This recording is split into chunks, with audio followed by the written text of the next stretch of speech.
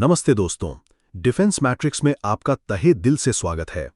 अगर आप देश विदेश की सबसे बड़ी डिफेंस अपडेट्स सबसे पहले पाना चाहते हैं तो चैनल को सब्सक्राइब करना और बेल आइकॉन दबाना बिल्कुल ना भूलें।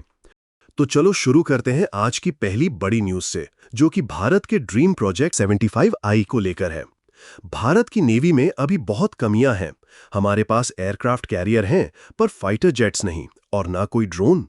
इसी तरह सबमरीन की बात करें तो वो भी बहुत कम है, और जो हैं वो पुरानी डीजल सबमरीन बिना AIP के। हमारे से ज्यादा एडवांस सबमरीन तो पाकिस्तान के पास हैं, उनकी सबमरीन AIP से लैस है। पाकिस्तान की इकोनॉमी इतनी वीक होने के बावजूद भी नए और एडवांस्ड वेपन्स परचेज करता रहा है। अभी पाकिस्तान ने अपनी नेवी में नई जिन्ना क्लास की फ्रिगेट शामिल की और साथ ही चीन से हंगोर क्लास की सबमरीन भी। भारत के पास पैसे की कोई कमी नहीं, पर हम एक प्रोजेक्ट पर इतना टाइम लेते हैं और डिस्कशन करते रहते हैं बस। अगर इंडिया की नेवी और आर्मी को स्ट्रॉन्ग करना है तो हमें फास्ट ट्रैक से वेपन्स बाय करने होंगे। हमें पता था 10 साल पहले ही कि कौन सी सबमरीन हमें लेनी है। 2 कंपनियों में से एक बेस्ट को चुना था। जो आज काम हम कर रहे हैं ये 10 साल पहले भी किए जा सकते थे, और अब भारत को आगे से अपने फैसले जल्दी से लेने होंगे, क्योंकि सबमरीन को बनने में भी टाइम लगता है। अब टेक्नोलॉजी बहुत तेजी से चेंज हो रही है। चलो अब बात करते हैं प्रोजेक्ट 75I की। केंद्र ने दी हरी झंडी। प्रोजेक्ट 75I के लिए बातचीत शुरू।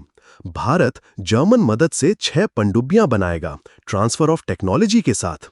ये सबमरीन बेहद एडवांस होंगी, जिनमें AIP air independent propulsion system होगा, जो उन्हें लंबे समय तक पानी के अंदर रहने की क्षमता देगा बिना सरफेस किए। हर सबमरीन की लंबाई करीब 70 मीटर होगी, वजन 2000 टन से ज्यादा और स्पीड 20 नॉट्स तक। ये लिथियम आयन बैटरी से पावर्ड होंगी, जो पुरानी डीजल इलेक्ट्रिक सबमरीन से ज्यादा साइलेंट और स्टेल्थी बनाएंगी।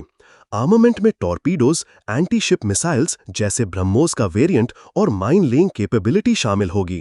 German company Thyssen Krupp marine systems TKMS technology transfer करेगी और भारत में Mazagon dock shipbuilders limited MDL इन्हें बनाएगी।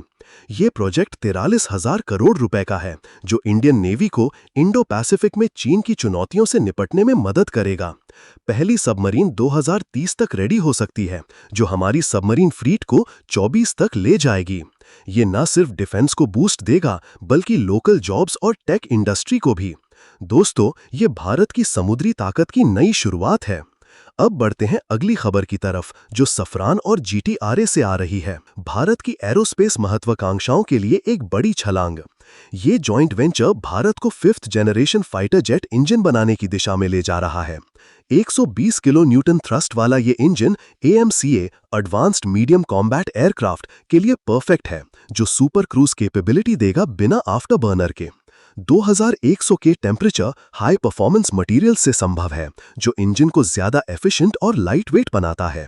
GTRE gas turbine research establishment और फ्रेंच कंपनी सफरान मिलकर इसे डेवलप कर रहे हैं, जो कावेरी इंजन की कमियों को दूर करेगा। ये भारत को रोटेड इंजन से मुक्ति दिलाएगा और एक्सपोर्ट पोटेंशियल भी बढ़ाएगा।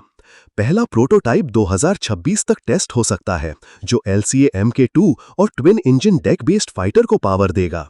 दोस्तों, कल्पना कीजिए इंडियन फाइटर्स आसमान में उड़ते हुए पूरी तरह स्वदेशी इंजन से। आगे बढ़ते हैं तीसरी अहम खबर सफरान की तरफ से।